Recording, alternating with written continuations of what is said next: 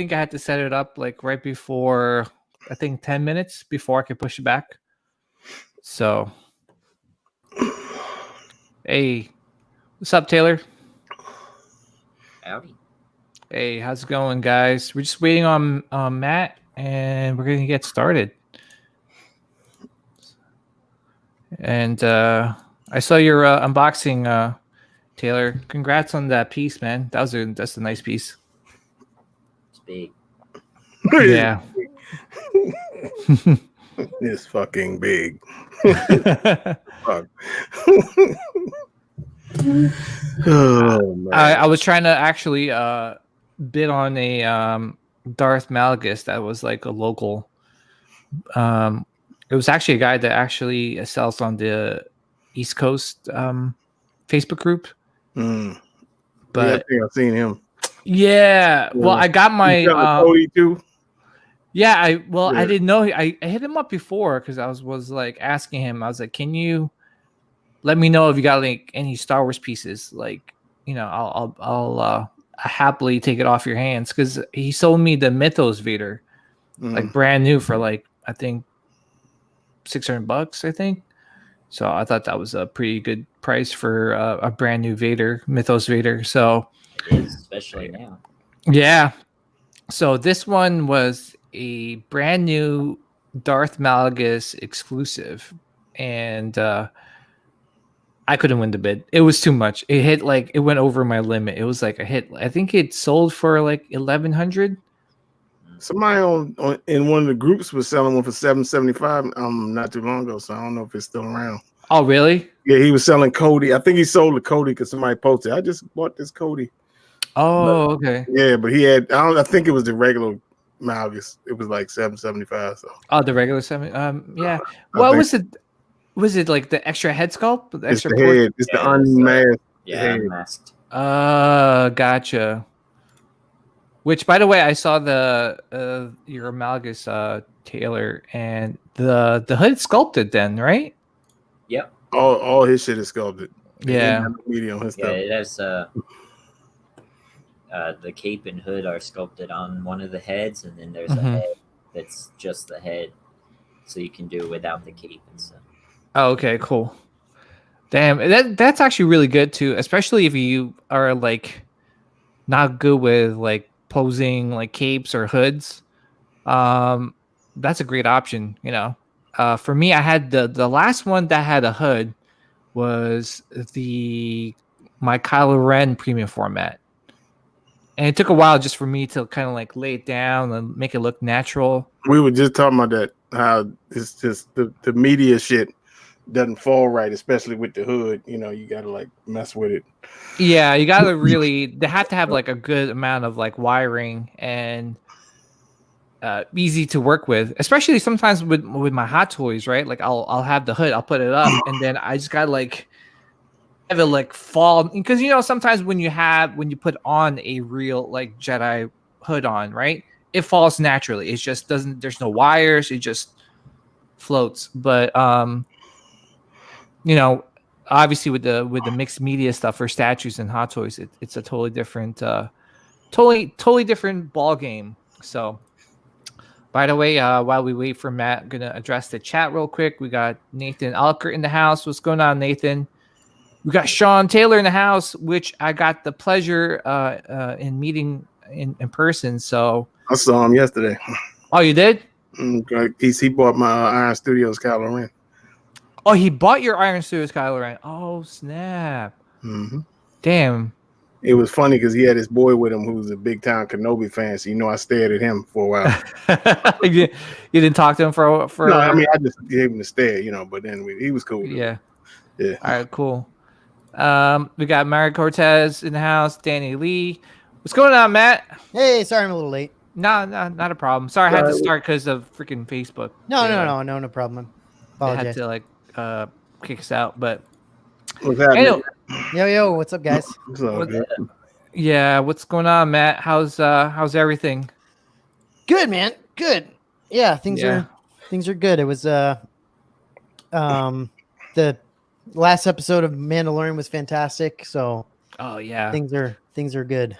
Yeah, things is looking good for the Star Wars universe, man. I feel like everything, even though this is like a singular like storyline, this is probably like a minuscule storyline in the Star Wars universe, right? Yeah, right. But I feel like this is like the key element that's connecting everything together. You know, there's a lot of it. So Yeah. I'm curious to see what happens. You know, obviously with the child and what's its importance and how's it gonna connect with future events. So it's really cool. Yeah.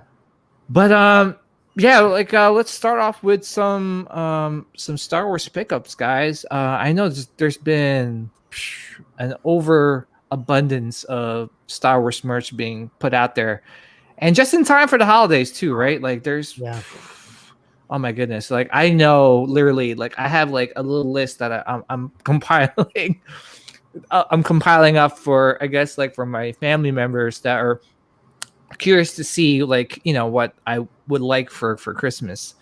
Like for me, like, you know, my parents, I try not to tell them like I want like statues or anything, so I kind of like have like the Stan socks on my wish list and and stuff like that. So but anyway, we'll start off with Taylor, man. I know you just unboxed something pretty cool, which is like a fan art of Malgus. Yeah. What's your thoughts on that piece, man? It's crazy cool. I like it a lot better than the sideshow one that I had before. Oh, really? Okay. One is, way bigger than Big that one time. was. Oh, it is bigger. Yeah. It's hard to tell, especially when I was watching your unboxing on DCX Open Mic. It looks kind of like small, but then obviously this is just a camera angle, correct? So Oh, yeah, no, it's just because the camera's kind of far away and where I'm sitting. Mhm. So he is he's like an inch or two taller than Iron Studios Vader. Oh He's shoot! like base to top. So he's Oh, wow. pretty big. Yeah, it's big. Yeah. So and he's just a big, powerful dude. So I like it. Okay. Nice. Yeah, I think I was mentioning to you guys earlier that I actually like the sculpted cape on it, and it's just one of those things where if I had to choose between a mixed media like statue and a sculpted statue, I'm always gonna go sculpted. Yeah. Yeah, it's the way to go. Yeah. So, but any other pickups, Taylor? No, not in the last few days. Because I was just on here with you the other day and haven't really spent too much money. But tomorrow my thermal detonator stuff's supposed to come. So. Oh, nice. That. I think you mentioned it in the last episode. So. Yeah. So we'll see how that looks and see if I could get it all together and everything, and then I'll show it on the show or something. All right, cool, man. Any other pickups? Nope, not right now. Okay. Well, congratulations on the fan art Malgus and the thermal detonator. Can't wait to see that thermal detonator in hand and see how cool it looks. Which one did you get, Taylor? I found the chassis, the old one from KR Sabers. Yeah. Okay, that's a good one. And I've heard that's a good I one. got all the parts to put it together. So that's definitely the one to get from what I've heard. That and Roman props are really good.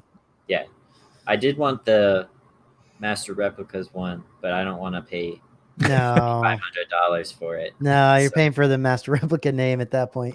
And because they're all signed by Carrie Fisher. Right. Oh my gosh, all of them? Nice. Yeah, it's a signature edition prop, I think. Jeez, man. If I was only collecting back then, I would. I know. Well, actually, if I was only collecting back then and I had the money back then, I don't know when Master Replicas came to be. 05. 05, yeah. Well, yeah, I just got married. They used to sell the Sabers and Spencers. Yeah, I actually got and Best Buy too. Yeah, I have the Vader, the Darth Vader Master Replicas. Are the what is it called? The Black Series Elite or whatever? Are those like the new equivalent of the Master Replica Sabers? The Force Effects ones? Yeah. Oh, you mean like the more deluxe version? Yeah, that comes with the stand. Yeah, you could say so. It's just weird because I unboxed the Emperor Palpatine, and that was like you felt the quality of it, right? But then when you hold the Revan one, you're like, what the f is this? Like this is like made out of like aluminum metal. Like it just felt cheap, and where as opposed to the Palpatine, it's like made out of like real metal. It has like girth. So Yeah. I don't know. It's weird. It was just there's some inconsistencies you could say between those two sabers, but yeah, you could say it's about equivalent to that the Force Effects ones. Okay. Yeah, I think the master replicas are a little bit better. They're probably a little bit more accurate than the Force Effects ones. I got the Mace Windu Legacy from Galaxy's Edge, so I have to unbox that one yet and see how that compares to the Force Effects sabers. But again, Taylor, congrats on your pickups. We'll move on to Vader Damas, man. Let's see, since Thursday till today. I know this is such a no, I haven't picked nothing up. Yeah, by the way, I saw your Star Wars shirt from on DCX Open Mic, man. That was a nice Oh yeah, shirt. that's one of them. Yeah, that's one of them. I got.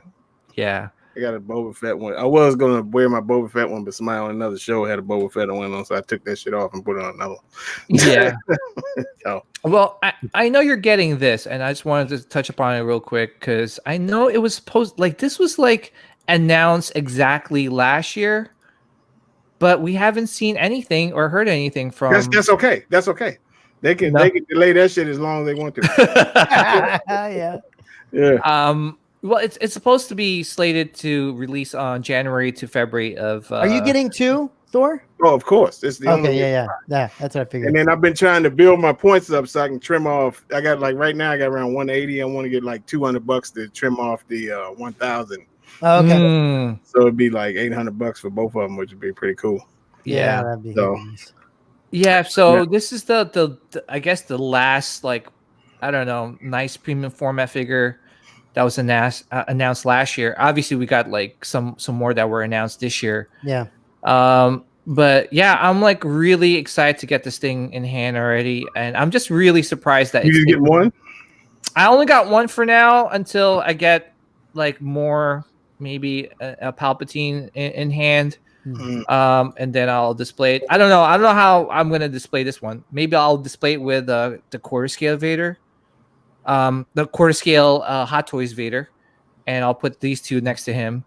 Yeah, that would still look good. Yeah, it still look good. But the thing is, for me, is that like, what's taking so long? Like this is, I mean, there's not much to it, right? You gotta get those pleats right. You gotta get those pleats right. You gotta assume that I mean they haven't put out Mythos Ventress yet, so you gotta assume that would come out first before this. Yeah, that's true. Actually, that's a great point. Only 1,250 of them made, so I'm pretty sure these are going to sell out, especially if people are going to get like two of them to add to their collection.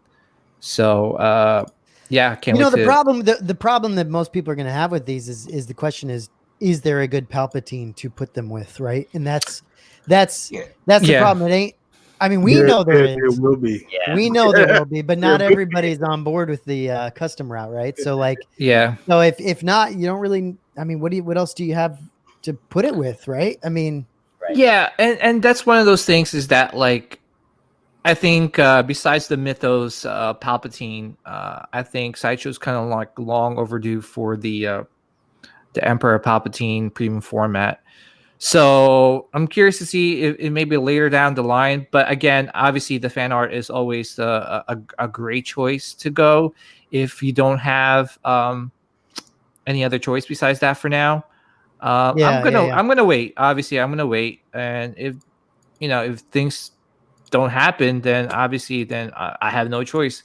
But I'm patient, so we'll see what happens in the near future. There's a lot of fan art makers out there. Yeah. So it'll be easy to hit any one of them to be like, hey, listen, can you make a Palpatine? So yeah. Well, and some of them already are, and I think They all. yeah, they all are. That's three or four Star Wars groups, and 3 of them already are. Yeah, there's only one that You're I think is going to hit it, but Yeah. you know, that's another topic. But Yeah. but yeah, man, there's some options out there, which is really cool. Yeah, which is great. So, but anyway, Thor, I know you haven't picked up much since the last time we talked, but still, congratulations on your last set of pickups of Star Wars stuff. We'll go to Matt. What's going on, Matt? What's going on?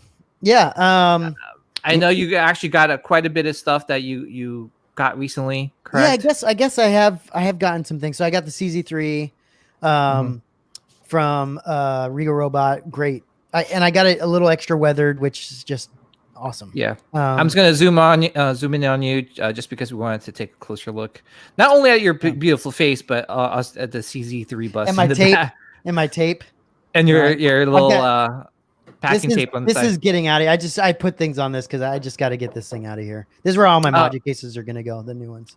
Okay. Any news on the module cases? Yeah, I think supposedly maybe end of December. Oh wow, that's pretty soon. So. Yeah, I guess they're now starting to catch up to the back orders, and and I think eventually, I think they're hoping because of all the upgrades they've made and like warehouse stuff, they actually have I think they're actually going to be like 3 or 4 months out now. Like it's not going to be, it's not going to be this or 4 or 5. Maybe it's not going to be like crazy, a year out or whatever. Really? So if I order like my module cases, I'll get them within three months. I think they're trying to get it to that point, if for maybe 3 or 4, maybe something like that. Because I think they're trying to get to, what is it, 12 to 16 weeks. Okay, turnaround time. Yeah. So because if that's the case, like I would definitely order it from them. Yeah, it's because it's just one of those things where you put an order in and. You know how it is. Like I get it, dude. Honestly, you can put it in some cases. You put an order in, and your whole collection changes by the time you get it. I know. That's what I'm afraid of. Yeah, so that's why I went bigger than what I thought I would need. I just went with the plus max or the max, whatever it is, and so I'll have plenty of room. But yeah, so those will come in eventually. I just got the NYC Mando as well. Which is really cool. It's a beautiful custom Mando. It's fantastic. I know Thor has that one, I believe, and it's just great. It's magnificent. It really is. Yes. And it's amazing to me that like that was one of the first ones that came out, and it's still really, really good. That's one. You can say that's one, bro. Yeah, it's pretty nuts. And Danny's right. If you wait till Black Friday for module cases, they do have a sales to do stuff. So yeah, hopefully, if I place an order on Black Friday, it would qualify for that 3 month turnaround time. I don't know when that's gonna be for sure, but I mean, the sooner you get it, the sooner you're gonna get it eventually anyway. So I think if you wait to and you get it Black Friday, it's a good time to get it. But I'm trying to think other than that. I mean, I got an HDP RS HDPE helmet that was a little bit ago. It's really nice. I love that. And then I think trying to think of what else is coming in, if there's anything coming in. Are you getting the Jabba the Hutt no concept thing? Oh no, I like the concept stuff. I don't like all of it. It's not all for me. I'm getting the Gamorrean, but I'm not getting the other 2, I think, at this point. We'll see. I'm just gonna kind of play it by ear as things come out, and and then obviously excited to get Ventress and some of these other ones that are kind of supposed to be coming in at some point. But other than that, nothing else, I don't think. And then I did just get, this isn't, my wife got a Christmas present from like her mom and like her brother and some other people. They bought her and my father-in-law a arcade 1-up for Christmas. Oh, nice. They got it's Pac-Man. I wouldn't have picked Pac-Man, but they love Pac-Man and Galaga, and so they got the Pac-Man one. So I set that up last night, which was cool. They got regular Pac-Man. They got Miss Pac-Man. No, they got Super Pac-Man. It's Yeah. Pac-Man, Galaga, Dig Dug, and some other, you know. Is it the table one or is it the stand-up one? Stand up. Stand up. Okay. Yeah, the table was cool, but it was just, it's kind of really large. Yeah, it's big. Yeah. Yeah, and so we got the thin. We've decided we're gonna actually make a little arcade in our garage. Oh, and just that's kind of, Oh, that's yeah, nice. just do like 3 or 4 over time, over a certain amount of time. And So I just know you're have a gonna get Star Wars. I want to get Star Wars. I want to Yeah. get at this point. I want to get Star Wars. I've thought about Street Fighter. I love NBA Jam. I've Yeah. really Yeah, like it's NBA Wi-Fi. Jam. It's I know. Wi-Fi. I like that, and I'm looking forward to whatever else they come out with. I mean, I know they're coming out with pinball. Yeah, they got a Star Wars pinball machine too. Yeah. I know, and that looks interesting. I mean, I've looked at the actual pinball machines, and they're Yeah. just so much They're money. expensive. They're really expensive. They're so expensive. Yeah. And so I don't want to, and I apparently from what I've heard, they break down a lot and like things happen with all the rubber pieces and all the things, it takes a lot to keep those machines going. So I don't know if I would want to get into that, but so I think the arcade 1-up may be a good option for pinball at some point, but Yeah, because they have like I think like you guys said, there's a Star Wars one that should be coming pretty soon. dude, Star Wars pinball is fantastic. I've always loved Star Wars pinball. Yeah. So I think I will try to get that eventually. And I think the machines are a little bit bigger, right? I think they're a little bit larger, I believe, the arcade 1-up pinballs. Yeah, I think it's a bigger so. screen, right? Yeah. Yeah. So anyway, that I'm looking forward to at some point, but it was cool to get our first one. It's in the it's in my girls' like playroom. It's fun. It's fun. It's cool. Yeah. It's cool because I mean I have one over here which I'm actually thinking about modding at some point. Okay. Putting more games on. Yeah. Purposely I picked this one not only is it because it's Marvel, but it's also has like 6 buttons. Yeah. So I could kind of like mess around with that. That's cool. Unless you're pretty handy, then you could like cut it out and add more buttons and which I'm not pretty handy at all. So I just don't have time to be handy. Basically, so yeah, that's a great option, especially if you get sick of it. You're like, oh, I don't want to keep playing. Well, Pac-Man. and the nice thing about these these like 1-ups, I mean, they're not. It's like it's super cheap to get a arcade 1-up. I mean, you can find them. I think you can find them for pretty, for less for less money in different places. But I think we're gonna wait. I'm wanting to wait till Black Friday to see if there's any sales on the. There's gonna be. Yeah, I would imagine so, and so we might pick up one more at least, and then to have like 4 or 5 of those things in like a garage or like a little room. That's cool, man. Like that's cool, like even if you do get tired of like there's all kinds of games you can play, right? And it's just to play on the arcade, the stick and the buttons. It's just fun, man. That's really fun. They're making a board game one, like a table that had like Monopoly and all that shit we used to play. Oh, that's and it's like virtual, like that's cool. Yeah, so they make it ain't not out yet. It's coming though. So it's actually set up kind of like they do the but it's more of like a real table instead of an arcade table, and it's I guess I don't know how you control it, but like they making it like 15 board games is gonna be in there. Oh, that's crazy. Yeah, that's pretty cool. That's really cool. So yeah, we'll see how that goes. I mean, that's gonna be over a certain amount of time. We're not gonna just drop a bunch of money to get a bunch of machines, but we will. we will get some here and there. So. Well, I mean, Thor's actually been pretty good with sometimes giving us a heads up on when these machines go on sale, and it's one of those things where you're gonna have to do like a little bit of like scavenging, exploring. At Walmart, it's usually at Walmart. Some of the first gen ones you get for like $90. Sometimes they sell them $50.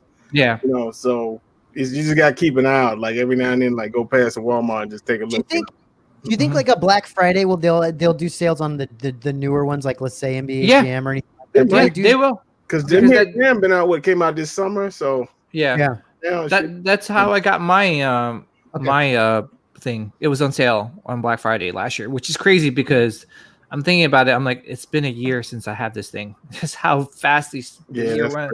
It's crazy. It's crazy. But that's cool. I mean, and obviously I have kids, so like it's just fun to it's something else, especially since we have to be home all the time. It's like something else to kind of do, and so that's cool. So we'll see how that goes. And then other than that, you know, I've been tempted by some of the Mando Monday stuff, but I don't think I've bought anything. I mean, maybe a shirt here and there. I think I got something from Heroes and Villains, maybe. Yeah, but I would definitely hold off on some of the, just because Black Friday is around the corner. It's I mean, close. these things are going to go on sale pretty Yeah, soon. yeah. I've been kind of like putting them in like carts and just kind of like saving them so that when it goes on sale, I'll just, you know, scoop them up or just check out, which is pretty cool. You know, one thing I am getting soon, I got a lead on a KR Sabers cross guard, the Kylo Ren hilt. Oh, okay. That's cool. Yeah, so I got a lead on one of those that's like fully weathered already and everything. So like I'm excited for that. That's I've been looking for a Kylo Ren hilt for a while now, and so I'm hopefully that'll happen. And then yeah, that's it. There's just so many things that seem to pop up at the last minute. That's like, oh gosh, I know. I'm with you, man. I'm in the same boat where it's just like, I'm a good thing. There's like, it's kind of quiet, and all of a sudden, like, you get bombarded. I know. You hope it's done. Yeah, and it's usually Mando Mondays that kind of does it for you. Yeah. Well, actually, thank goodness last Mando Monday didn't have anything really good that like caught my eye, and I'm like, oh, I need to get it. But yeah, and speaking of which, hopefully tomorrow there's some good stuff that they reveal tomorrow. Hopefully we get a closer look at the Moff Gideon. Yeah, right. So anyway, speaking of KR Sabers and stuff like that, I've been talking to Link the Jedi because he bought like a lightsaber hilt where it actually has like some pre-recorded voices or sounds or quotes and stuff like that. And I've been kind of like eyeing them. I know they're like $400, and it's one of those things where you could actually buy some more sounds and add it to the saber. I don't know how that works. So I've been watching Star Wars Theory, and he has one, and he's been like, you know, he's been playing around with them and doing some, downloading some more sounds. And I'm like, Anakin one he got the other day was really cool. Yeah, well, which is the one I'm looking into, just because it's cool, because I already have like an Anakin from Black Series or Hasbro, and it's cool, but like to add those sounds and have like, as you're swinging around and like reenacting some of those scenes that we love, it's pretty cool. So yeah, I'm looking into those. Some things I'm also looking into are like some of the Gentle Giant stuff. I know it's crazy because it's sometimes it's like overkill, but I really want this Mandalorian Beskar bust right here. Hopefully they improve on the paint job. This is Gentle Giant. Yeah, Gentle Giant. Oh, it's half scale. Okay, I get. Yeah, yep. Because the one over here is cool, but I feel like the paint is a little bit off, just because it has like more of a matte finish as opposed to like more of like a glossy, shiny finish that that the Mandalorian usually has. Does it feel like it's more silvery than gunmetal, kind of a little bit, or? In certain lighting, it looks like, obviously in a little bit harsh lighting, it comes out silvery. Okay. But then like in this kind of lighting, it comes out like pretty like gunmetal-ish. So it depends on the lighting that you put on it. So some of the Gentle Giant stuff I'm looking forward to picking up, just because they're, like, to be honest, some of them goes on sale pretty often on Amazon. If you're just keeping a lookout for it, like sometimes you could buy this for like $150. This Ahsoka is $60, but sometimes it goes on sale on Amazon for like $40. So they're pretty affordable, especially if you just want stuff around like your table, or you have like a nice little display. So yeah, those are the things I'm kind of looking at. I wish Regal Robot would make this character. Lak Sivrak. I can't even say his name. So this would be such a cool, you could say like a C character that Regal Robot can make. Hopefully, they do, because they made the CZ3 bust, so that'd be cool if they made that. But yeah, so some of the stuff I'm looking into. I'm also really, this is on my wish list for Christmas, and I'm gonna pull up the thing. I know I've been kind of slacking on this one, but I told my my wife that I want this for Christmas, and it's the Jabba the Hutt. Oh, cool. 6 scale, because I got the Rancor coming in, so I need to display the Rancor. Yeah, that'll look good with it. Did you That'll see look good with the sideshow live show lightning deal they did the other day? Where No, don't tell me. They did three codes, I think, for this guy, where it went down to 450. Oh my god! Oh no! I hate you, Taylor. Why are you telling me this now? I was watching it, and before you could even add it to your cart, people already had it. So damn, dude, you had to get it into your cart and then type in the discount code they had on screen, and check out. And then check out, and it was like 450. Oh my gosh, dude, 450. That's insane. Because I keep seeing this. I know, on the Rogue 16 Facebook group, I see some people post their collections, and I see this all over the place. I see people have this. And first of all, the 16 scale, what's his name, Salacious Crumb, is just epic. And the fact that you could move its head is pretty cool. And yeah, I definitely need this in my collection. So I've been kind of waiting to see if they had any sales on it, but obviously no, because I know they released some early Black Friday sales. So yeah, no luck on that. Darth Tabernac, I just pulled the trigger on the Star Wars on the stock everywhere is low and never seen a new one on sale anywhere. So if they get to be on sale this Black Friday, it'll over after. I guess it'll be over afterwards. How about the pinball machine? Oh, the pinball machine. Yeah, the pinball machine, you can pre-order that now, like from GameStop or any of the, you can actually pre-order. So, so, but it's like $5.50. I think it's like $50.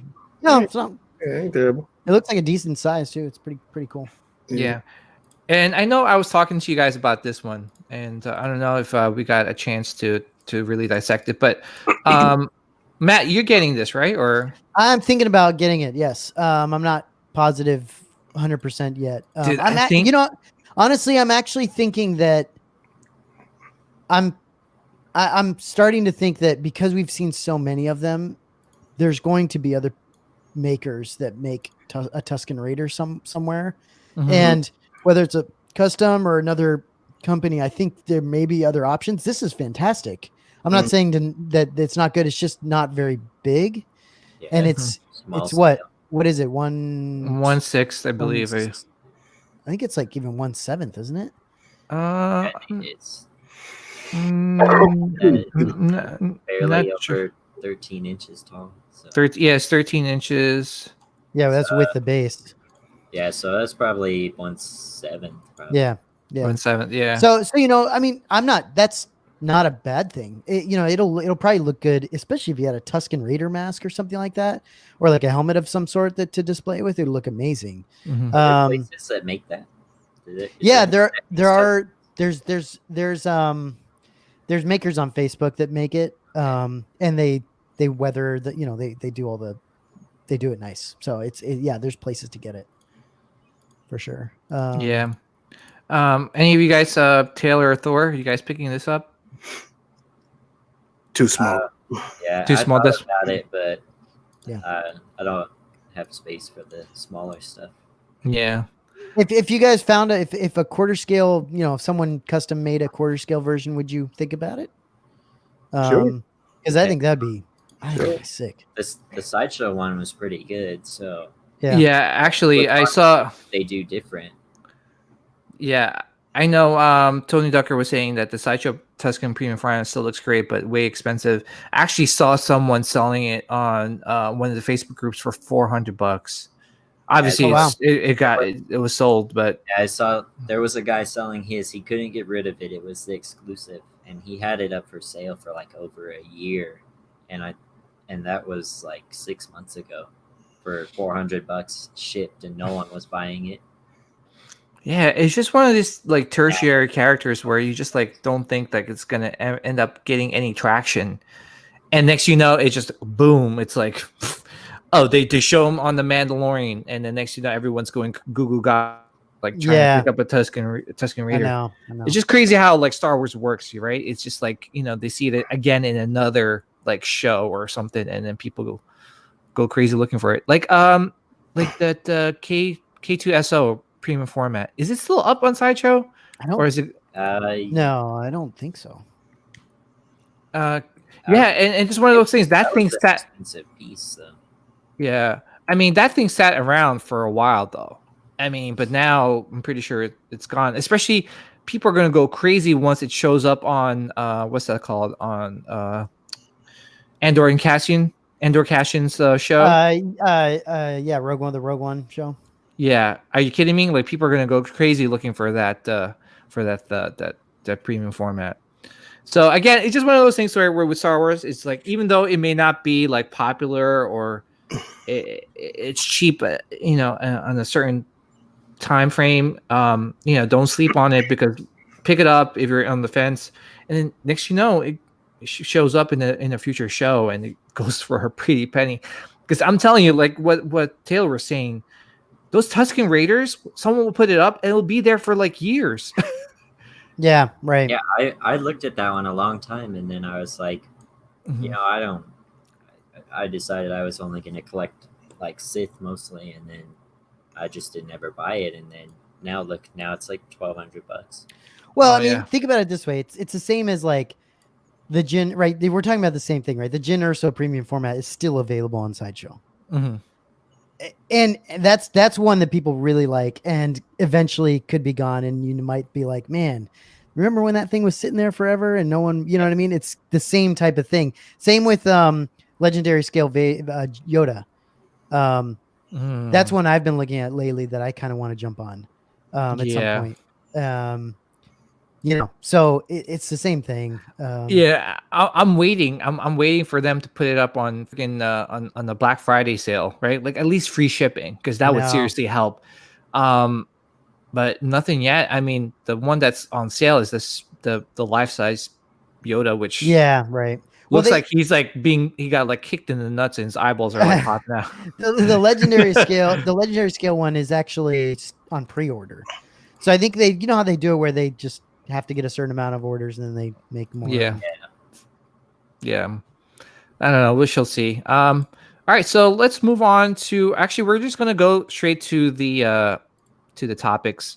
Well, not topics. Well, we only have one topic, which is the Mandalorian season 2, episode 4. So to those people who are watching and haven't watched that episode, what the hell are you waiting for? First of all, because that episode was epic. Second, if you haven't watched it, obviously look away. You know, watch it, come back and rewatch this show, this episode. All right, so real quick, I'm just gonna do the Easter eggs real quick on the show, and then we'll get everyone's thoughts on the episode.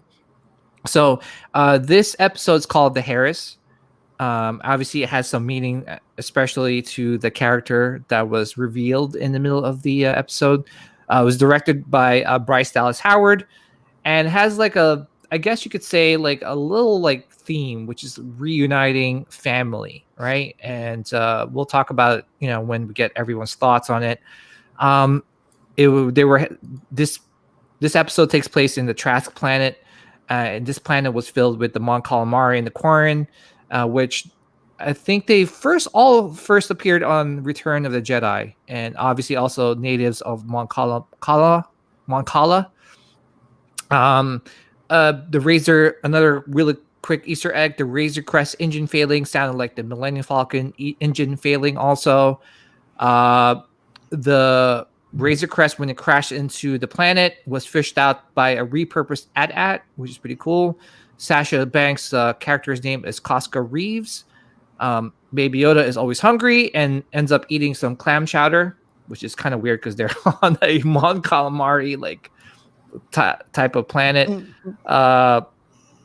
Alien reference again. I don't know why they keep referencing aliens, especially when that small squid like face tugged the child. The Mon Calamari pays the calamari intel with calamari flan, which was actually paid by Grief Karga, which he was actually paid by Grief Karga in episode 1 for the bounty that he turned in. Let's see what else is here. The Night Owls come in to save Mandalorian. Mandalorian seems to be saved all the time right now.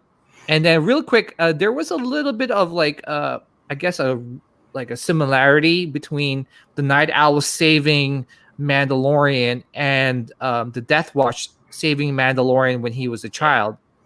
So thanks to Era Maestro, he posted that on the Scum and Villainy Facebook group.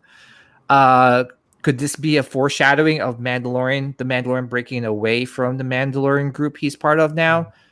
Let's see what else. A couple more little Easter eggs before we get everyone's thoughts. Mandalorian mentions that planet Mandalore is cursed. We see Bo-Katan wearing the same armor she was wearing in the animated series. Bo-Katan makes a reference to Din being a child of the Watch whom Bo-Katan was a part of, which is kind of weird. Bo-Katan, let's see what else is here. Obviously, Bo-Katan is the sister of Duchess of Mandalore, who was killed by Maul.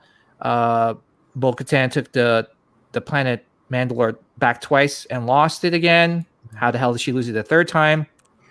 Let's see here. They hijack Imperial Gozanti class cruiser, which we saw in video games and in the Phantom Menace. The Death Star alarm, we hear it again. The stormtroopers can hit the side of a Bantha reference was made. Titus Welliver, who was actually a Hot Toys collector, a big Star Wars Hot Toys collector, also appeared in Deadwood, and he is the third Deadwood character to appear on the show. Another reference to Predator, because the Mandalorians were using thermal readouts during their firefight. Bo-Katan is after the Darksaber. Moff Gideon is first introduced to the show through a hologram, which is pretty like a cool reference to like some of the big Star Wars villains being appearing for the first time through a hologram. Bo-Katan tells Mandalorian to seek Ahsoka Tano in the city of Caladan in the forest planet of Corvus, which is I would love to get your thoughts on this, because that planet was mentioned for the first time, and the last time we hear the name Corvus was in Star Wars Battlefront 2. The Mandalorian helmets makes that same depressuring sounds as Vader's when they take it off. And the Mandalorian leaves the child on the task with the frog species. Okay, so we'll start off with Matt, man. What's your thoughts on this episode? Yeah, I know. By the way, that was a lot of Easter eggs, but anyway, because there was a lot. There was seriously a lot. Yeah, no, I liked it a lot. I was disappointed with episode 2 a little bit. Not in a like this is bullshit, but like I don't like the filler episodes that much. I want some like something to progress, the story to progress. So really quick, so you did not like the last episode with the spider? I think the last episode, I mean, if you skipped the last episode, it would be no different than just watching the third episode, essentially. Like, you know what I mean? Like, you wouldn't have known, I guess you wouldn't have known that he picked up the frog lady to go, to go find Kermit or whatever at the, whatever the hell, like it's just dumb. Like that part was kind of dumb, but so I get it. And it was, the second episode was fun to watch. It was like interesting, the spiders, the Macquarie spider things. It was cool, but there's no story progression from what I could tell. Yeah. Right. Unless I missed something. So quick, did you like when the frog species started like running on all fours?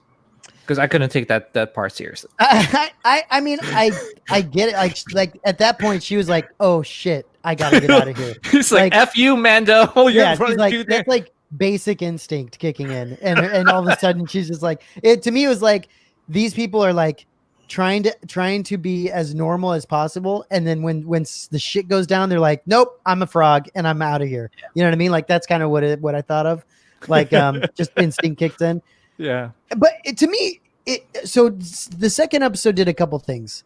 Mm-hmm. I get that the one thing it did was the Razor Crest as a character in the show, Mm-hmm. right, has to go through this like getting banged up and getting all messed up, right? That's kind of part of where they're going with it. So I get that that's kind of part of it. It's also to me, the thing that I didn't like was the child was really a little tiny little brat, like a little bitch, you know, like he was basically committing genocide the entire episode. Like it's the only ones left and he's killing them one by one. Yeah, which I was kind of cringy watching that part, especially when Mandalorian was just like slapping his wrist. And I know there are people trying to cancel out the child on like Twitter and on the internet world. That's dumb. Yeah, it's a show, by the way, guys. He's not really committing real genocide. Yeah, that's stupid. But that said, like it is weird that they went that way. Like, like okay, maybe he eats one, right? And you're like, hey, stop, and don't do that. But like he was straight up like, even at the end, he ate one. Like I don't even know how there was any left. Like it was really weird. Less than there was when it started. And she had to notice that they were missing. Of course, of course. Like it's like when you get soup from like a Chinese restaurant. There's like one wonton in there, and you're like, what the hell? like this doesn't look right. So I don't get it. I don't get it. Wait a minute, like when you have those when it comes on like those quart like containers, you're like, okay, good. They gave me a whole bunch of like wontons, and you come home and you open it up and there's one wonton left, floating wonton. You're like, what the hell just happened here? Like, and so I don't get it. That part bothered me. But moving into this third episode, it was like the whole ship coming down and falling into the water. I was not expecting it to fall in the water. That was crazy. I thought that was pretty funny when it was like landing and it just like and then the monk calamari was like the monk calamari, that guy was funny. That guy was pretty funny looking. There's a lot of people that want him as a collectible. Can you imagine a quarter scale of that guy? That would be hilarious. But no, and then obviously the next thing when the guys threw Baby Yoda into the water with the big thing, and then he closes the lid on just in time. Like that was awesome. And seeing Bo-Katan was fantastic. Like it was just, she looks great. Katie Sackhoff is perfect for it, obviously. It's just they're making such good decisions in terms of like the people that are cast for this thing, I think, for the show. I just want them to continue the story. Like I still am frustrated that Boba Fett was shown at the beginning, and I don't see how we're going to see him until maybe the end of the season. Like I just don't get it. I don't get why you do that. Or even next season. Like what? Like I just don't. That doesn't make sense to me, And so, I know obviously. I think from what I've heard, I think it's going to be episode 5 that we see Ahsoka, like actually see her in the episode. So next episode I'm hoping is not just another filler episode. Like I'm worried that it's going to be straight up another like. I do not like him going somewhere and being like, oh, we need your help, Mandalorian, to get rid of this, or we need your help, Mandalorian, to do this. It's literally like a video game side quest. Mm-hmm. That's what it is. It's like him going and it's like you playing with your friend, and your friend goes, hey, let's go on the side quest. And you're like, we just went on the side quest. Like, why do we have to do another side quest? Why can't we just go and actually do the actual game? But your friend loves all these damn side quests, right? And so you have to go on all this freaking side shit. And I'm not a big fan of that. And it's fun to watch, but it's, I want some progression of the story. And a great point too, Matt. Obviously, it's one of those where I think I played Elder Scrolls. Is it Oblivion? I remember it was an Elder Scrolls game, right? And I Yeah. remember like I spent like hours and hours, like maybe close to like 80 hours on that stupid game. And I was just doing side missions, right? I literally like after I was like, I can't do any more side missions. I just did the main storyline. It took me like seriously like 6 hours to beat. Yeah, exactly.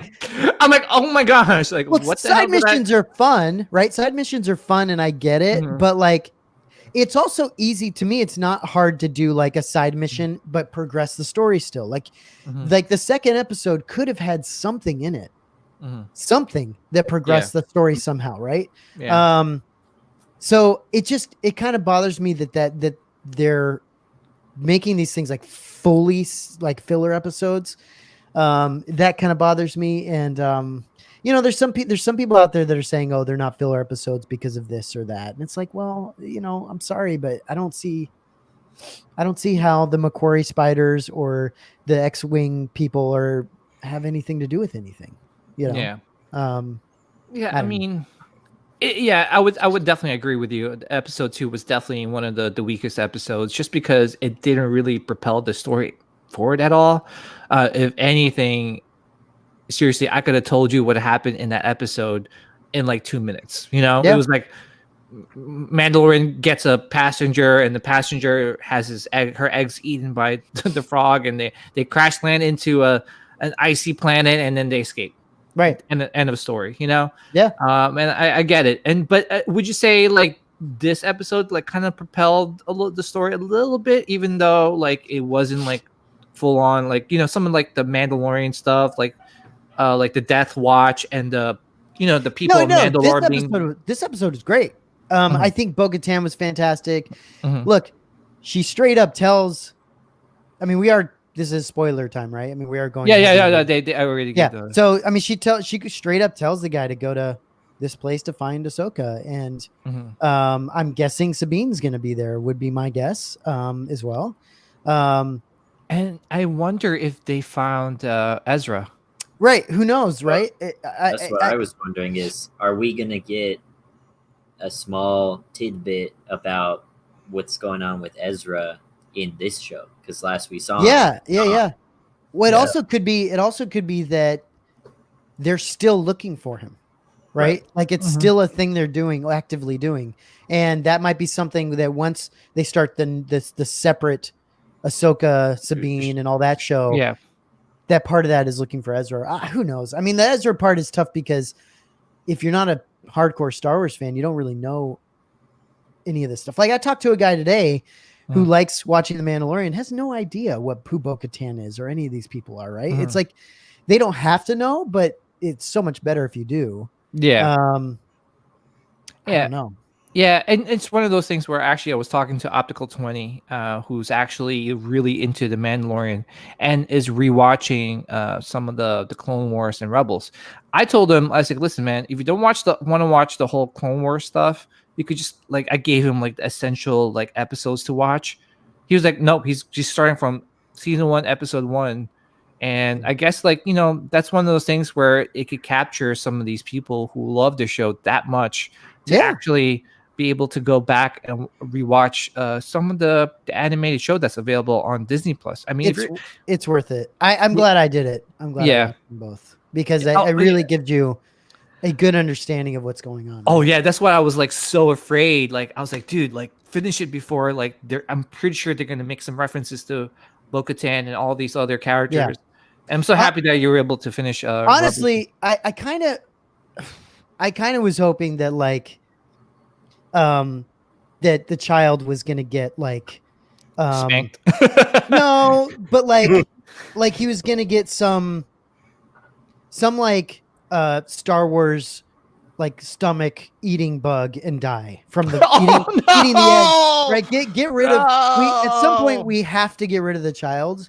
And coming. Whether he drops him off at Ahsoka and he goes or whatever, right? We've got to get rid of him at some point. I like him. I think he's great, but it's like at some point he's got to go because it's starting to become like literally a babysitting show. Like that's what it's starting to become. And so it needs to progress into something. I think Thor, you've talked about it needs to become how they need to save Mandalore essentially. Mhm. The whole Mandalore going back there and fighting for it. That's what it needs to become, and I think that's what it will become. But that means something's got to happen. Oh, by the way, I hear something in the background.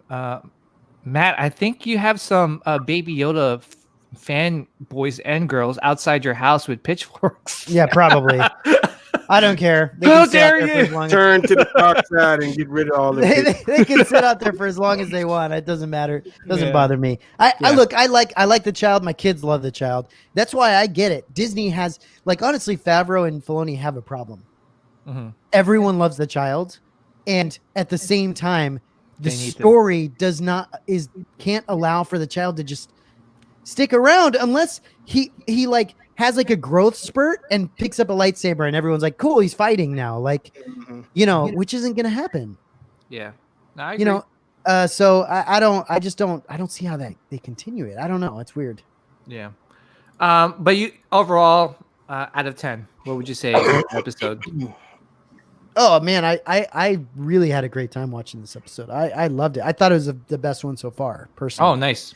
Okay. And I really liked the first one. So no, it was a solid 9 out of 10 or something it was really fun to watch. All right, cool. All right. Let's move on to Taylor. Let's hear your thoughts on this episode. What'd you think of it, and what do you think of the child? I mean, this last episode was it was great. If you like Star Wars, where you care enough to watch the other shows, this episode was for you, because giving you Bo-Katan and then telling you about, or just a little bit, talking about the Darksaber, and then talking about Mandalore, and I mean, it was just, if you wanted to, and they give you the answers that people have been wondering about, the stuff with the helmet and everything, Mm-hmm. and how he only follows that because he is part of some basically religious cult version of Mandalorian, an extremist, Mm-hmm. where they want to follow these old ways, and none of the rest of them do that. So a lot of people have been wondering that, because we saw in Rebels and Clone Wars all these Mandalorians not doing that. So we got that answer. That was great. The show is non-stop action, pretty much. You start off, the ship's coming in, crashing, and then you jump right into the fishing boat stuff, and then you jump right into taking the Imperial ship. So it's pretty much just 35 minutes of straight action on this episode. Which I have a problem with. I'm like, 35 minutes, it's one of the best episodes, and it's 35 minutes long. I was just like, Right. oh. Yeah, so when you look at how long this episode actually was, you're like, man, this episode was literally half as long as the last two episodes. Yeah. And so, I mean, this episode, for me, I think it was just straight, this was a straight story building episode.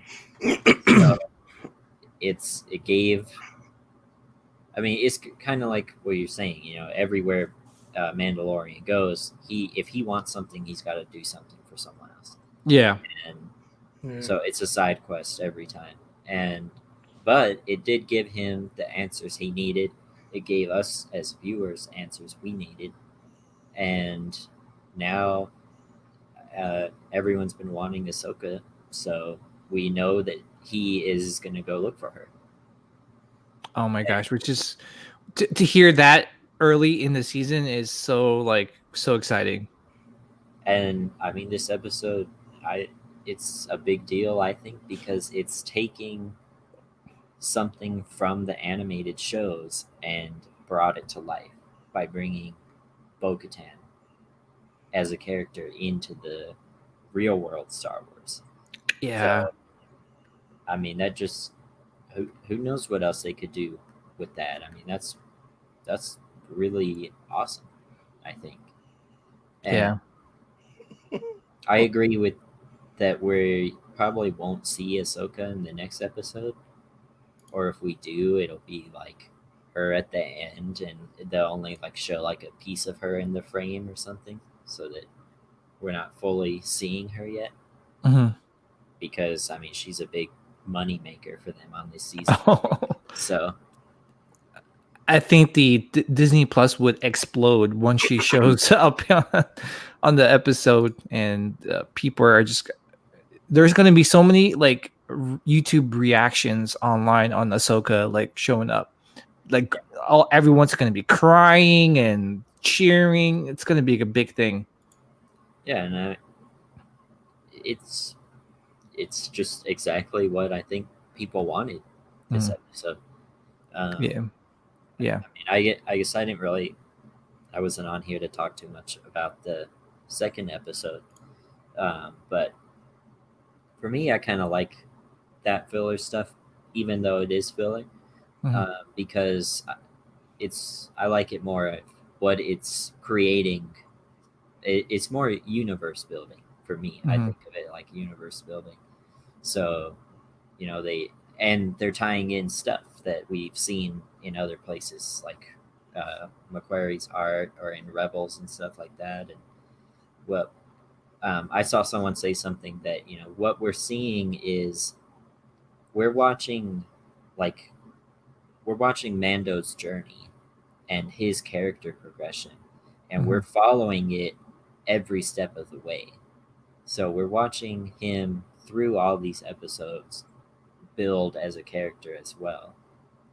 So from start to finish, we're watching him on this journey, and we're seeing that progression. So even on these filler episodes, we're seeing some sort of like build on his character, and they use the filler to like answer things or explain things, I guess.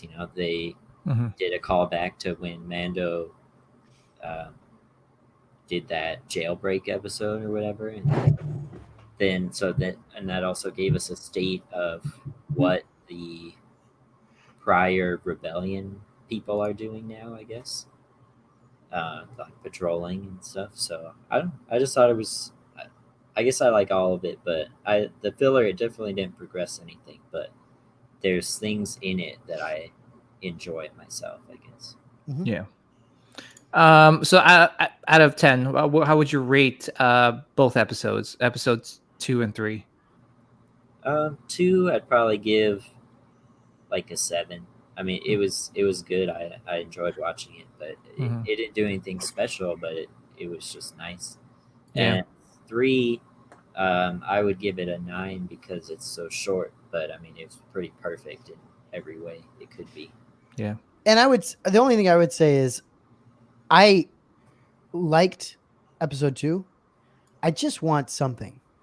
Right. I want something to connect. That's not too much to ask. I don't think it's too much to ask. Like, just connect, like have the story progress, even if it's just a small amount. And you're I just don't think it's a lot to ask to say, hey, we want the story to at least move a little bit. Just because he's on an ice planet running away from spiders doesn't mean you can't somehow do something that I don't know. That's just my I hear you. thing. All right. So let's move on to Thor's opinion on episode 3. Thor, take it away.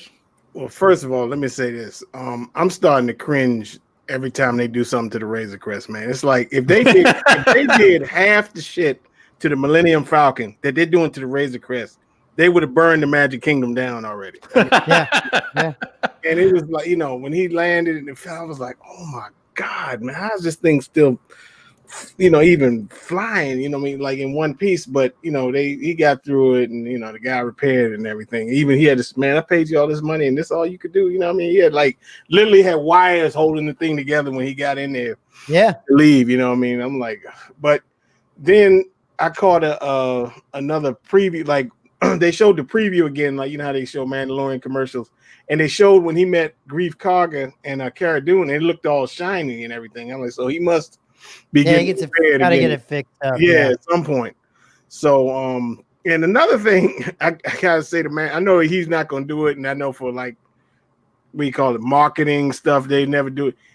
If I would suggest to him, if I could really talk to Mando, I would suggest he paint his armor, because everywhere he goes, they trying to jack this man for this best car. Yeah. You know what I mean? So it's he's sticking out like a sore thumb. It's like he's all shiny looking and everything. So I hear you.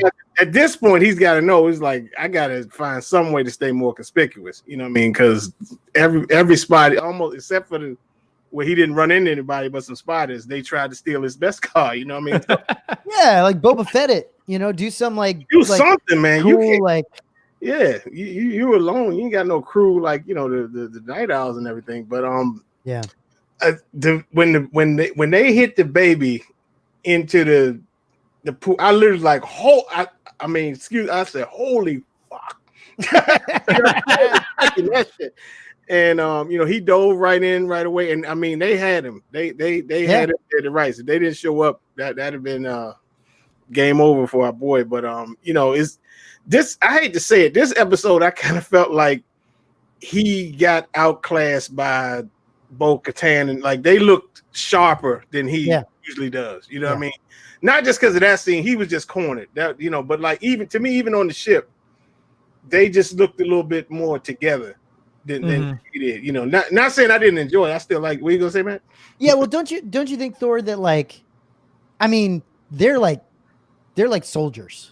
Oh no, no question. Yeah, I mean, but so they've been doing this for too. Unless he's like a different style, like maybe somebody different or something. That could be it also. It's like literally comparing, Tai Chi to Wing Chun or something like that. That could be the thing. Isn't it interesting that his style is just like, I'm gonna go run at this head on? Yeah, exactly. Whatever happens. They just seemed a lot more strategic. Yeah, they did. And he was like on the prison thing. He was very strategic. But this episode here, it was like, damn man, you look like you a step slower than them. Just to me. Yeah. And I thought about you, Matt. As soon as they said, "Yeah, we'll tell you where what's the name is," you gotta come help us hit this. I was like, "Oh my god!" I know, dude. You the first person that came to my mind. I was like, "Here we go." Oh, it's another side mission. Suck. So, I think this episode was a reward for patience for all the people who have watched everything. You know what I mean? You finally got. And if to my knowledge, this is the first, because people have always talked about, oh well, is this person going to show up in a movie or a show? And I think this is the first character, if I'm not wrong, that showed up from the anime. No, it was what's the name from Rogue One? Saw Gerrera was in anime too, but like he was like but so that was a treat. I was real curious how she would look, and when they said the heiress, I knew it was her. Yeah, that was coming, and but the action was great. I was really hoping Sasha Banks was going to be Sabine. Like I was really hoping. That what I was going to ask you, Thor? Sorry to cut you off. What'd you thought of Sasha Banks? Oh, she was cold. Was she bae to you or? Oh, I mean that's every hole. But I was just hoping she was going to be Sabine. And well, do we know exactly what she is? I mean, like, well, I guess her name is what's her name? I think Casca Reeves. She's part of the Night Owls. So damn, I lost my train of thought.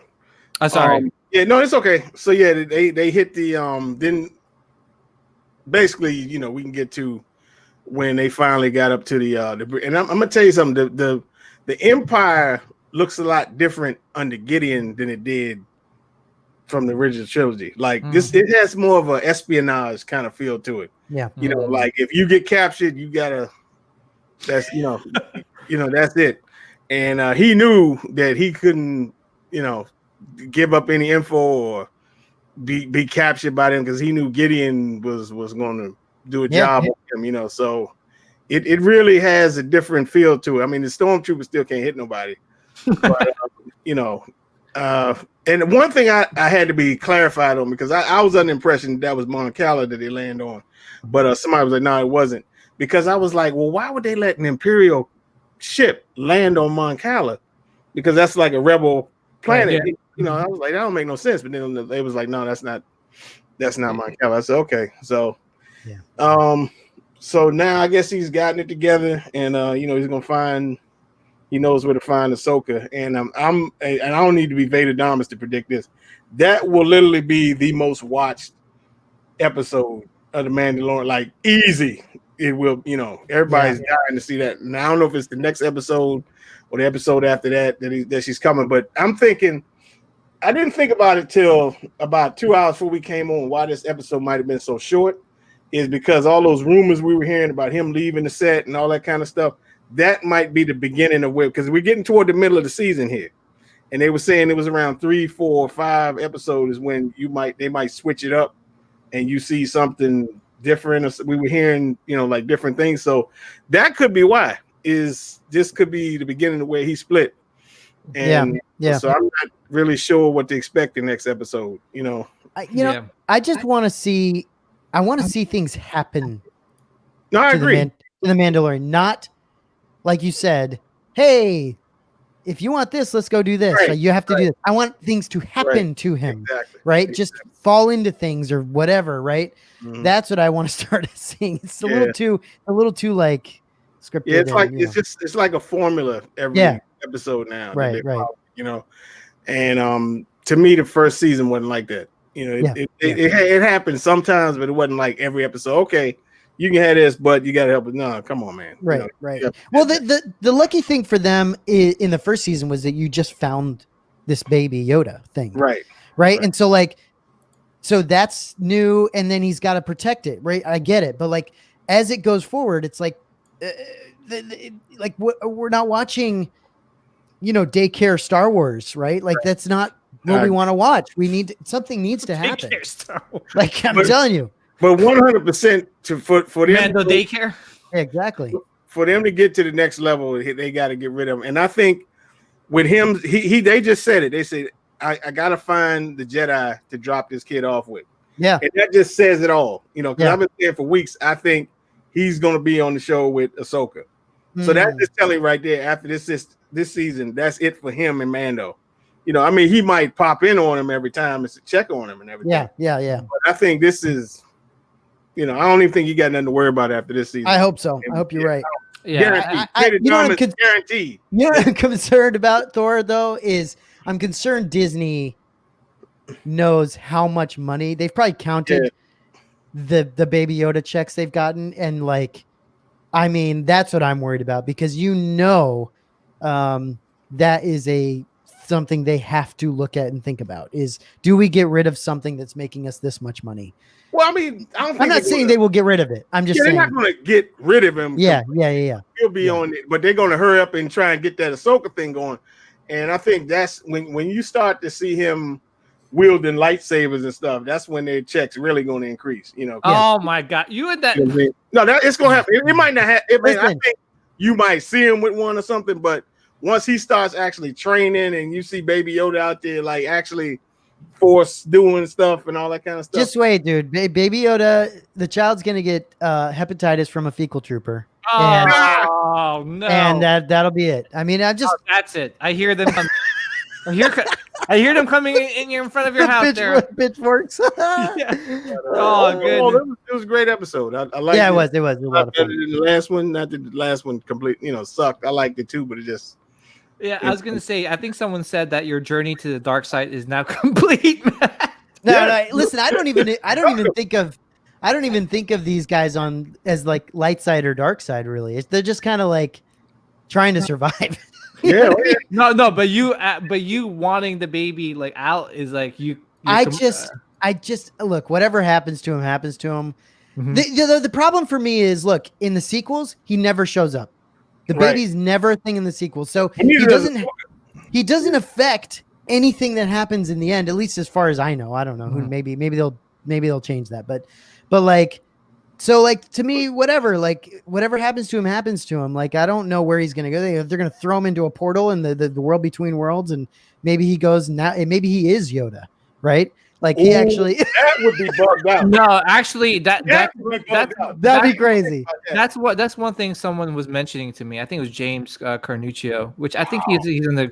He was telling me that like he asked me, goes, what happens if Baby Yoda is, or the child is Yoda from the past, and they need him because whatever reason it could be, and they, I don't know. That's between worlds, man. They just chuck him into a freaking thing, and then 900 years later, here he is. Yeah, you know. Yeah. So who knows, right? They just threw him too far back. And so, he's like, damn you.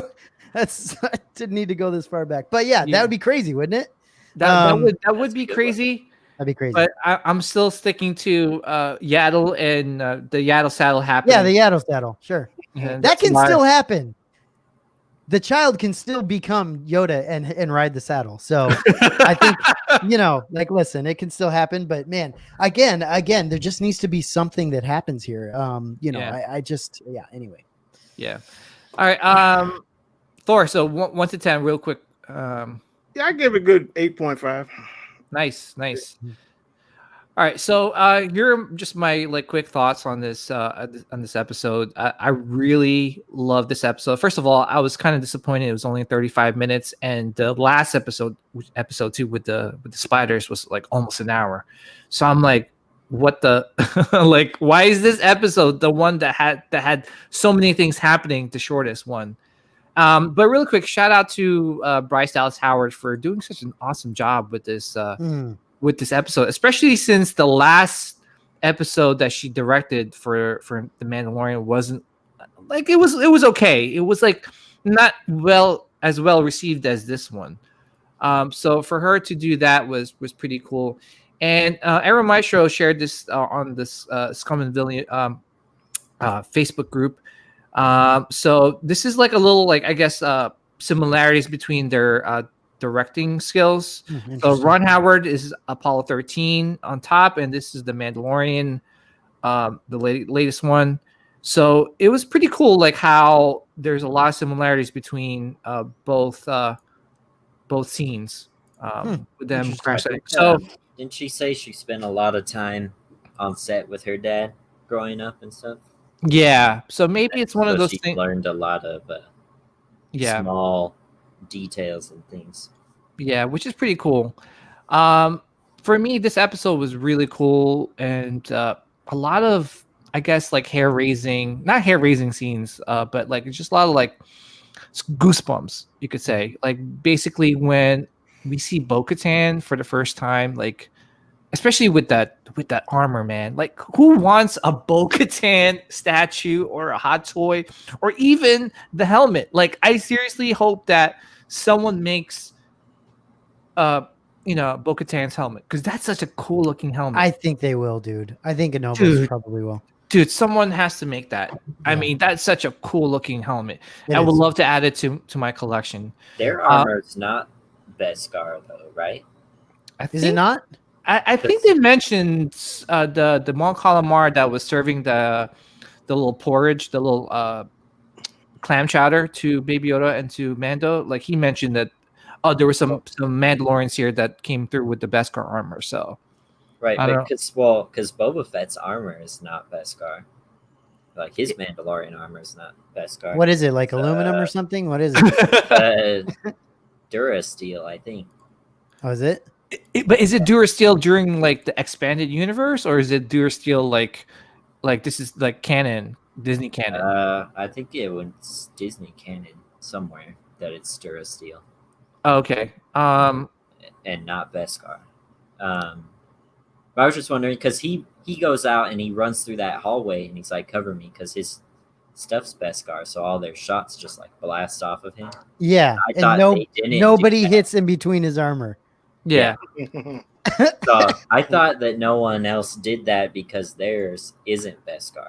Well, here's the thing is that, I mean, that's a great point, but there was a lot of, because I guess a lot of people are collecting Beskar stuff.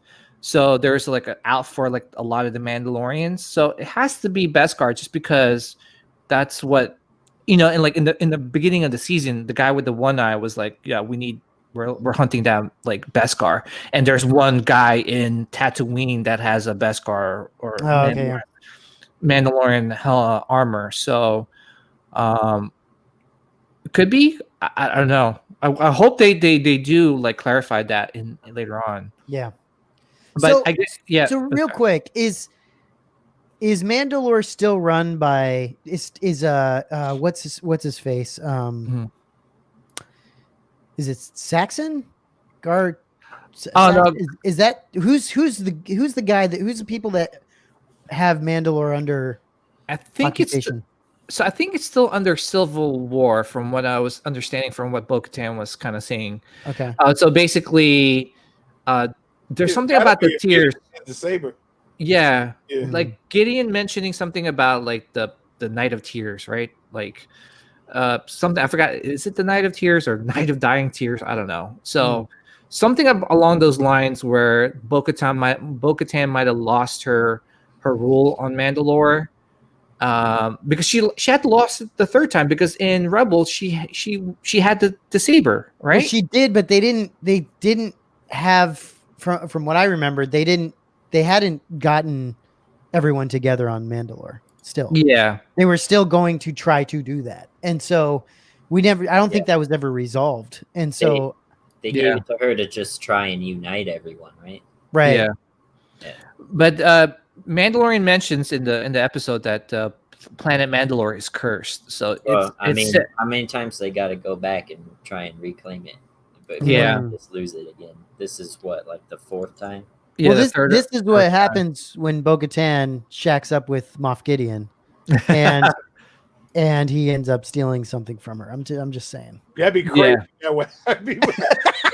Another theory. Oh my god. That's just as crazy as the Yaddle saddle, but exactly. But yeah, it's just one of those things where curious to see, because they're revealing a lot, because I know there was a big huge I guess outcry of why in previous animated shows or animated episodes where the Mandalorians could take off their helmets, and why can't the Mandalore and his crew take off their helmets? And then we got the clarification in this episode, which is pretty cool, that they're part of the Death Watch, and they're part of the the rebel zealots, the zealots, right? So I mean, but Bo-Katan, man, seriously, like something like Katie Sackhoff, it looks pretty but something with her having the red hair, she looked pretty good. And also, like, I think they were saying, someone was saying that Bo-Katan was supposed to be 50 years old, which is not too far off, because I think Katie Sackhoff is like she's 40 something. So I mean, they did a great job with the casting, and what a great thing to see the person voicing Bo-Katan be in the live action show. Yeah, that's probably the coolest thing to me, I think, is that, I mean, she was Bo-Katan as the animated version and the real life version. How much it just works out? Like, how much does it suck for Ahsoka's what's Ahsoka's voice actor? What's her name? Actually, X9. How much does that even? How much of a twist of a knife is that? When she said she was heard about it. Oh, Katie Sackhoff gets in there and she's like, no. They're like, no. No, we can't ever have everybody doing that. Yeah, well, probably because Ashley Eckstein's like super short. Well, she doesn't look anything like her. I mean, like, what are you gonna do? Yeah, she doesn't resemble her in any way, but like it's a genetic problem. Like, she just doesn't look like Ahsoka. Right. So what do you guys? Katie Sackhoff actually, she does resemble her enough to make it work.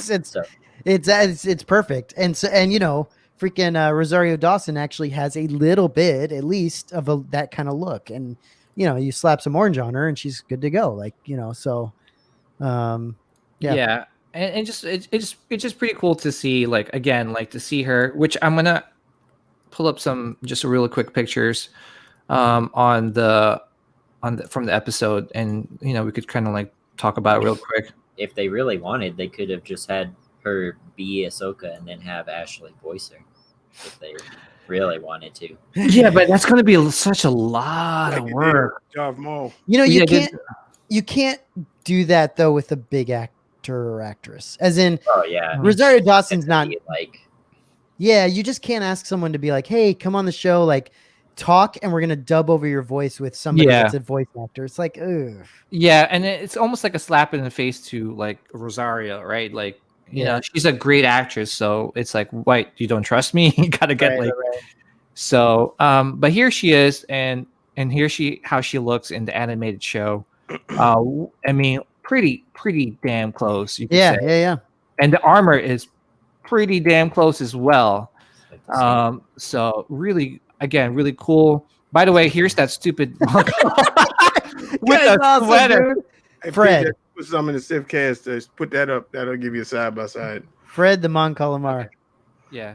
Hold on. That his name, Fred. Fred Mon Calamar. Oh, I was gonna. Did you see? There was an article about what's her name who played Iden Versio. Oh, like on something so bad, man. She did the like puppeting for the nostrils on that Mon Calamar. Really? Yeah. That's funny, dude. Play Iden? Yeah, she did some like puppeteering stuff for that character. For his crazy. Nostrils or something. And I need her there to was be. an article about it. Yeah. Iden was vicious. But here's the progression of Bo-Katan. So yeah, it's a pretty good progression from the Clone Wars all the way to the Mandalorian. Obviously, she's a little bit older in the Mandalorian, and you could tell, you know, with just, you know, like her facial features and what they did. Her hair is not as red as the animated show, but I'm pretty sure that was for a reason. They probably didn't want her to like stick out like a sore thumb. Yeah, I mean they have to make her look somewhat real. Real, yeah. Like, yeah. Well, you know, for me, let's go back to Fred the Mon Calamar.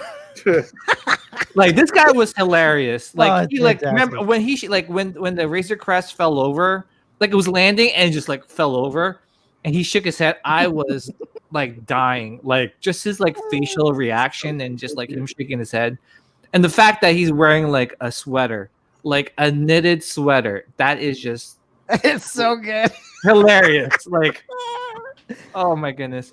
But here's the face hugger, basically taking over, which is like a reference again to the aliens. So these people just straight up like just cut into these live creatures in their soup? Like that's what they do?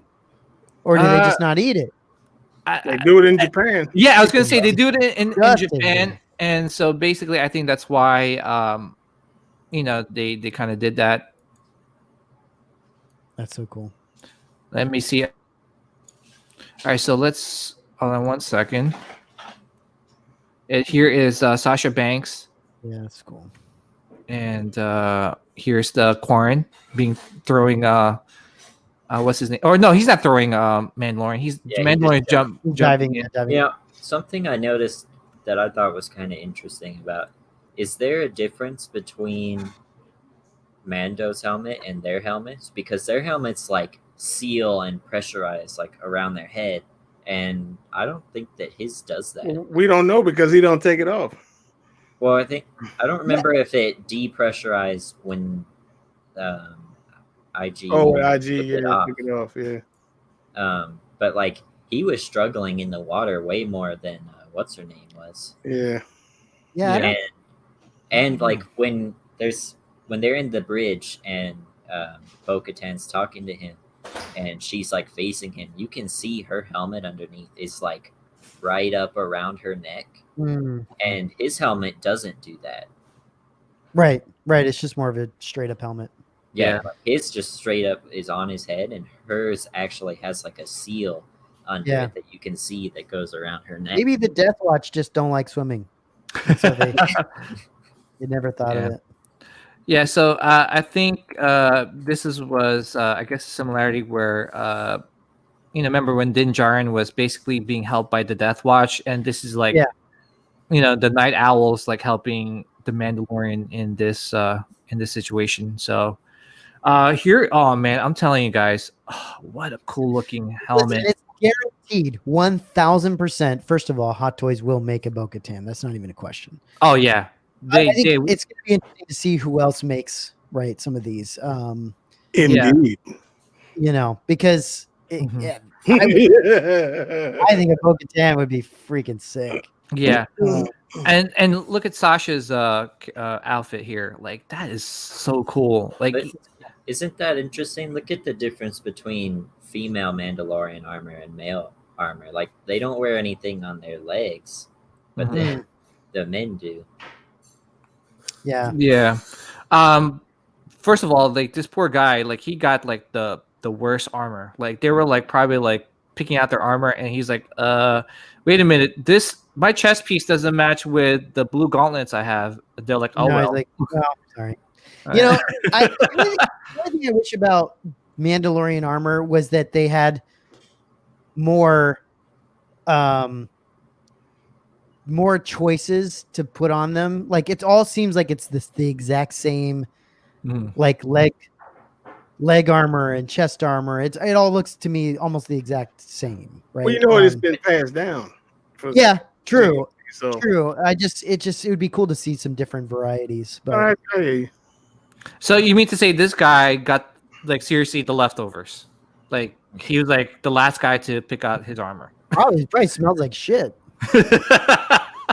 Running like- around in his armor. He's like, ooh, this helmet smells like ooh. Oh gosh. I kind of liked when he was talking about, and he's like, "But you show your faces or whatever," and then that dude's like, "Oh, he's one of those." Yeah. Yeah.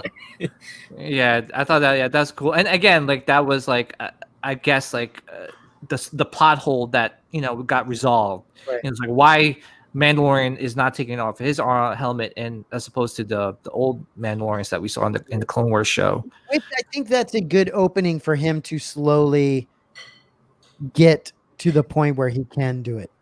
Right? Yeah, I think that is a good opening for that. To where later, and maybe even later on in the season, he might even do that. Who knows? yeah, he might do that, and then honestly, PJ, I wonder how much those stories about Pedro Pascal wants to take his helmet off, all this stuff. I wonder how much that is actually real versus maybe that's something they were trying to work into the show more because of this plot hole, right? Like trying to figure it out, and it just kind of became a thing that people jumped on, Yeah, it's true. I mean, look at the animated show. I mean, all the Mandalorians in that show will take their helmet off without a second guess and be without their helmet for majority of the scene. So why wouldn't you expect the same for him to want to show his character, because that's still the same character. Exactly. And what's strange to me is, for me especially, I just finished watching these. I never, for some reason, never asked that question. Why does Bo-Katan and Sabine and all these people take their helmets off, but Mandalorian doesn't? Like, I never really thought about it for some reason. And then once they said this thing, I was like, dude, why haven't I even thought about, like, why haven't I questioned this before? It's so interesting. Yeah, so Darth Tabernac says the Bo-Katan's armor was third generation. Would suck if it's not Beskar. So maybe that's, maybe it is a Beskar. And Aaron Meister says his name is Axe Wolves. Like, seriously, that's Axe, the worst. Quote unquote Fred Wolves. But all right, so let's move on to some of the other pictures that we see here. I also really liked when she taunted him with that, saying, "This is the way." Oh yeah, She was like, That was awesome. She's got a little like spunk to her. So here is Titus Weaver's character, which, by the way, to see him like kill himself using like some sort of electric pill. Yeah, I thought that was. He's like, oh shoot! Like that's like the worst way to die. Like he's a perfect Imperial officer. Like, just perfect. I mean, yeah. And I wish he didn't kill himself. I know. I wish we got more of him too. Yeah. Yeah. So he's great. And here he is talking to Moff Gideon, which is pretty cool. Here is some of them like entering the ship. Oh, this is such a cool scene right there. You know what though, PJ? I'll say this: they could probably bring him into the Rogue One show if they wanted to as an Imperial. Oh yeah, there's other ways to bring him into certain things, which could be really cool. All these sons of bitches that are in these Star Wars things, like even if they die, they could still put them into different things, right? It's pretty cool. By the way, that was a really cool shot, by the way, with them like kind of entering as my freaking thing stops. I miss the armor, man. I need the armor back. Oh, she's coming. I need her back, bro. Yeah, I'm sure she's coming. Like she has to. Dude, she's making a lot of armor, man. Yeah, I need her very bad. She's got a back order she's got to fill. Yeah. And I think this is what Thor was mentioning, that like, you know, these guys look coordinated as opposed to here's Mandalorian. Here's like, hey guys, don't wait up for me. Yeah, man. And you know, here they are fighting. Look, he ain't even pulled out a gun yet. Yeah, he's still in the back. They just went ahead of him and man. Yeah. But again, to see, by the way, like here's that ship that they're hijacking, but to see them fly in like this, that is so cool. Like I thought this was such a cool shot. When I was watching this with my girlfriend, I was just like, man, that has such like an animated series vibe, just thrown into the real show. Like, that's perfect. Like that's what I wanted. Do all these do all their rocket packs have rockets on them? Actual like firing rockets on them? No, Mando doesn't. Right, because I don't think theirs do either. No, like, I think only Boba's. That's just like a new design kind of a thing for them, or is that just only Boba Fett did that? Or I think only Boba Fett has that. Yeah, and Jango. Yeah. Well, they're the same armor. Jango and Boba's the same armor. Yeah. He just painted it. Yeah, and he upgraded it, so I'm pretty sure. But Jango had it too. Remember he shot it at Kenobi? Yeah. But yeah, I mean, overall, I thought this episode was great. I give it like a 9 out of 10 to see Bo-Katan. There's a lot of like little, like, well, not a lot. There was a lot of Easter eggs for 35-minute episodes. It's slowly moving the story forward, and I see the frustrations that you guys are talking about. Obviously, you know, them going on another side mission to progress the story forward is kind of maybe getting a little tedious, you know, and but hopefully, you know, moving forward with Mandalorian like leaving the child behind, maybe we get to see the story moving forward, right? Like right now he left them with the frog species, right? So hopefully he doesn't eat the rest of their kids, and seriously, and hopefully, you know, we get to see Mandalorian progress the story forward because he's by himself now. Yeah. So hopefully there's no more side missions, and we get to see more of like some of the main missions happening. Yeah, they're going to Ahsoka's planet now. Yeah. Correct. So Hopefully, but the thing is, I think that's just people were saying that might be like a Bo-Katan like throwing him off, right? Like because there is no like it doesn't exist in the Star Wars universe unless they're making it like they're creating that planet to be canon. Be able to do that because they did that this episode. This Trask planet was brand new. So yeah. I think he's going to find her. The question is, and again, I don't know if this is for reals or not, but I think what could happen is we might see Ahsoka at the very end of the next episode. Mm-hmm. Right? You see her, it's the big like, oh shit, everyone, you know, explodes, you know, with excitement. And then, you know, and then the next episode it's gonna be one of these numbers. Watch. Yeah, exactly. Exactly. And then that's it. They cut it off right there. I guarantee she's gonna say something and she's gonna disrobe like that. Yeah. And so look, I think you're right. And it's gonna be at the very end, and then the actual episode where we really see Ahsoka will be 5, let's say. Yeah. You know, so that's kind of what I think is gonna happen. I really hope we get to see Fred the sweater, the knitted sweater, wearing Mon Calamari. Dude, he's just a freaking blue collar worker, man. This guy's, all this shit's happening around him, all the imperial shits, but he's been just trying to live his life, just trying to work as a dock worker. Come on now. Yeah, and a real hero. Wait, who knows? He might be a Jedi in hiding. Can you imagine? Dude, I would love. Oh man, can you imagine like Regal Robot making this Mon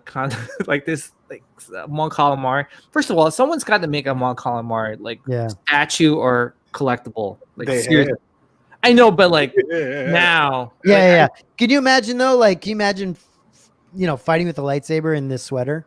That'd be, that'd be tough. Oh my goodness! But fantastic. Do you think he's wearing anything other than the sweater under this? No, I think that's okay. just wearing. So it's just straight up sweater, and like freaking free balling below. Yeah, and web feet and all that good stuff. Good for him. Yeah. Well,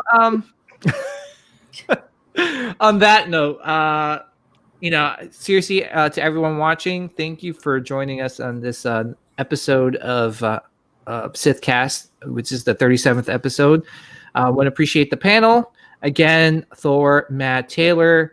It's good to have the gang back together, and definitely let's do some plugins. Let's start off with Matt. Any thing coming up?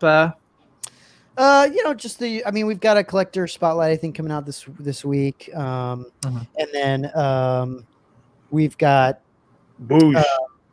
We do a Boosh Leibausch, NYC Leibausch should be coming in soon, so I'll be doing about Labouche. Like Labouche, the Boosh.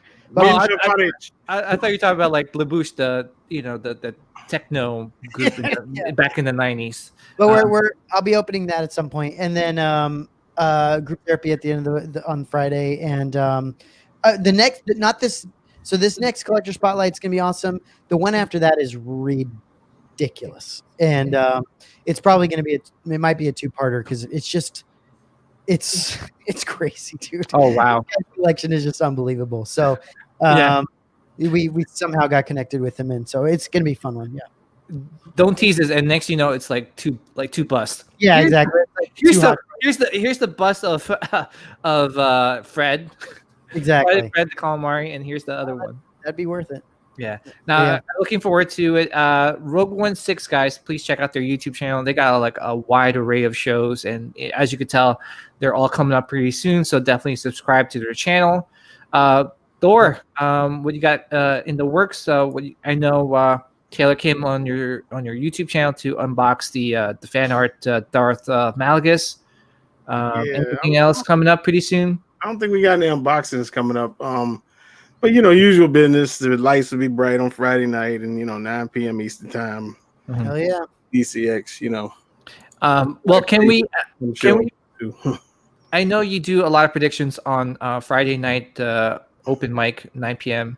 Eastern time on DCX open mic, but could we borrow some predictions and anything that will be announced tomorrow on? Here we go. Peter Thomas. Yeah. Yes. It will be a hot toy. Oh. So let it be written. So let it be done. Okay. That's a safe bet. Safe bet. Yeah, definitely a hot toy. All right, but Taylor, again, Darth Bane, thank you so much. Finally, we got to have you on a full show because I know you're only there for the first hour in the last episode, but really great to have you back. And for those of you watching, please subscribe to the channel, SithCast, YouTube channel, and also join the Scum and Villainy Outpost Facebook group on Facebook. Obviously, it's a little small, little Star Wars group, but it's all about quality and not the quantity, correct? So Yes. please join that Scum and Villainy Outpost Facebook group.